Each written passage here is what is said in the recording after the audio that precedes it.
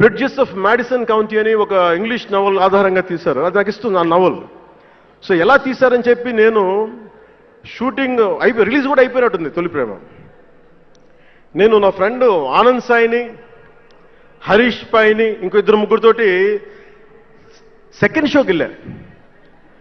Second షోకి వెళ్ళి ఇంటికి వస్తే కింద మా నాన్న, ఇంట్లో పైన రూమ్లో పడుకోవాల్సిన మా నాన్న కింద కుర్చీ వేసుకొని ఓ నీల్ కమల్ చైర్ వేసుకొని నా కోసం వెయిట్ చేస్తా ఉన్నాడు. ఎక్కడికి రా వెళ్ళామని.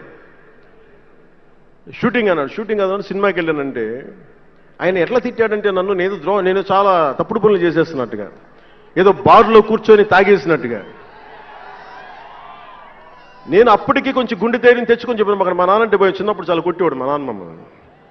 ఆ భయం నన్ను కొట్టింది తక్కువ కానీ మా అన్నయ్యని కొట్టింది ఎక్కువ. సో యముడికి మొగుళ్ళలో ప్రసాద్ బాబు ఉంటాడు.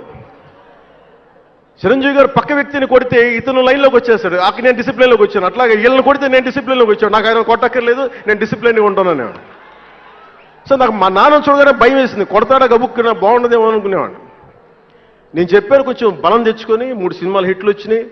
4వ సినిమా రిలీజ్ అయ్యి హిట్ అయింది తొలి ప్రేమ. నానా నేను హీరోనన్న సంగతి కూడా మర్చిపోకు, నువ్వు అర్థం చేసుకో అని చెప్పాను. ఇంకా ఎక్కువ తిట్టాడు.